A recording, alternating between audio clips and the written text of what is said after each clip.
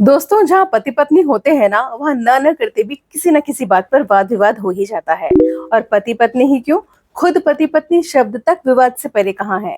तभी तो जब द्रौपदी मुर्मू देश की राष्ट्रपति बनी, तो इस बात पर चर्चा होने लगी कि चूंकि वे एक महिला है, इसलिए उन्हें राष्ट्रपति नहीं बल्कि राष्ट्रपत्नी कहा जाना चाहिए। लेकिन कहते तो हम उन्हें राष्ट्रपति ही है। भला ऐसा क्यों? आइए इस वीडियो में इसी पर चर्चा करते हैं, भाषा की नजर से। नमस्कार, मेरा नाम है मीतू माथुर बधवार। भाषा और संस्कृति को समर्पित इस चैनल पर आप सभी का बहुत बहुत स्वागत है। दोस्तों, इस वीडियो में हम बात कर रहे हैं कि हमारे देश के अध्यक्ष एक महिला है, फिर भी हम उन्हें राष्ट्रपति क्यों कहते हैं, राष्ट्रपत्नी क्यों नहीं। तो इसके लिए पहले हमें पति शब्द को समझना होगा। पति मूलतः एक संस्कृत शब्द है जो पा धातु से बना है। पा के दो अर्थ होते हैं संस्कृत में। एक अर्थ होता है रक्षा करना या बचाना, और दूसरा अर्थ होता है हुकूमत करना या फिर शासन करना। अब जानने के लिए खास बात यह है कि ये जो पति शब्द है ना संस्कृत का, इसके दो स्त्रीलिंग होते हैं। अभी हमने जाना था कि पा धातु का एक अर्थ शासन या हुकूमत करना होता है। तो जब इस संदर्भ में पति शब्द का प्रयोग होता है, यानी कि पति शब्द का प्रयोग स्वामी के तौर पर होता है, तब उसमें लिंग का भेद नहीं होता। ऐसे में पति शब्द का स्त्रीलिंग भी पति होता है, पुल्लिंग भी पति होता है। यही वजह है कि द्रौपदी मुर्मू को हम राष्ट्रपति ही कहते हैं, राष्ट्रपत्नी नहीं कहते, क्योंकि वे हमारे देश की स्वामी है, या लोकतंत्र के संदर्भ में कहें तो वे हमारे देश की प्रधान है। इसी तरह से अगर कोई महिला किसी ग्राम की अध्यक्ष होगी तो आप उसे ग्रामपति ही कहेंगे। दूसरे शब्द भी देखिए, भूपति किसे कहते हैं? भूपति राजा को कहते हैं, क्योंकि वह अपने राज्य का प्रधान होता है, शासक होता है। अब वह महिला हो चाहे पुरुष हो, उसे आप भूपति ही कहेंगे। अब आते हैं पति शब्द के दूसरे स्त्रीलिंग पर। पति शब्द का दूसरा स्त्रीलिंग पत्नी है, और इसे जरा ध्यान से सुनिएगा, क्योंकि इन शब्दों को लेकर जो दूसरी बहस है ना, उसका उत्तर इसी में है। दूसरी बहस क्या है? दूसरी बहस यह है कि जब पति का अर्थ स्वामी होता है तो पत्नी उसकी दासी अपने आप हो गई। तो आइए इस बारे में भाषा क्या कहती है, यह जानते हैं।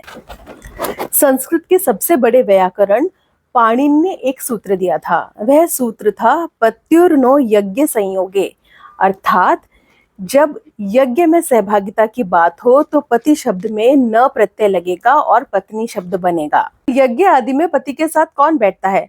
यज्ञ आदि में पति के साथ बैठती है उसकी विवाहिता, उसकी धर्म पत्नी। तो अब आप समझ गए ना, जहां पति शब्द का अर्थ स्वामी हो वहां पति का स्त्रीलिंग पति ही रहता है। इसलिए द्रौपदी मुर्मू को हम राष्ट्रपति कहते हैं, क्योंकि वे हमारे देश की प्रधान है। लेकिन जहां विवाहित जोड़े का संदर्भ हो, एक विवाहिता की बात हो, वहां पति शब्द में न प्रत्यय लगता है संस्कृत के पाणिनि सूत्र के हिसाब से, और तब पत्नी शब्द बनता है। अब आते हैं इस मुद्दे पे चलने वाली दूसरी बहस पर। आपको याद होगा, रामायण में जब श्री राम को अश्वमेध यज्ञ करना था और सीता उस समय निर्वासित थी, तब उन्हें सीता की स्वर्ण प्रतिमा बनवानी पड़ी थी, और उसके बाद ही वे अश्वमेध यज्ञ कर सके थे। तो जब हमारे देश में प्राचीन काल से ही महिलाओं को इतना सम्मान किया गया है, तो फिर जरा सोचिए कि यह बात कहाँ से आ गई कि जब पति स्वामी है तो महिला जो है, उसकी पत्नी जो है, वह दासी होगी। तो इस तरह से पत्नी पति की दासी नहीं हुई बल्कि सहधर्मिणी हुई। और सबसे महत्वपूर्ण बात जो है, जो बिल्कुल तथ्यपरक है, समझ में आने वाली है, वैज्ञानिक है भाषा की नजर से, वह यह है कि हम भूल जाते हैं पत्नी शब्द पति का स्त्रीलिंग है, पति का विलोम नहीं है। तो अगर पति का स्त्रीलिंग है तो उसका अर्थ भी वही होगा जो पति का अर्थ होता है। अगर पत्नी स्वामी है, गृह स्वामी है, तो पत्नी गृह स्वामिनी है। पति लॉर्ड है तो पत्नी लेडी है। पति मालिक है तो पत्नी मालकिन है, दासी नहीं है। अब जरा पीछे जाकर पा धातु को याद करें। पा धातु का एक अर्थ रक्षा करने वाला और देखभाल करने वाला होता है। तो इस अर्थ में अगर पति पत्नी का रक्षक है, उसकी देखभाल करने वाला है, तो पत्नी भी उसकी स्त्रीलिंग है, इसलिए अर्थ में फर्क नहीं आएगा। पत्नी भी पति की रक्षा करने वाली, उसकी देखभाल करने वाली है।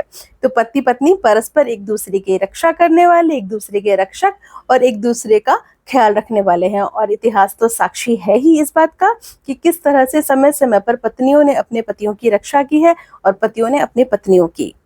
दोस्तों, मुझे उम्मीद है आपको वीडियो पसंद आया होगा। पति पत्नी शब्दों की जो चर्चा हमने भाषा की नज़र से की है, वह चर्चा जो है आपको पसंद आई होगी। उससे कुछ नई बातें आपको जानने को मिली होंगी। अगर आपको वीडियो पसंद आया है तो उसे लाइक कीजिए, शेयर कीजिए और चैनल को सब्सक्राइब कीजिए। और इस चैनल पर आप किस तरह की सामग्री और देखना चाहते हैं, यह हमें कमेंट बॉक्स में लिखिएगा। नमस्कार।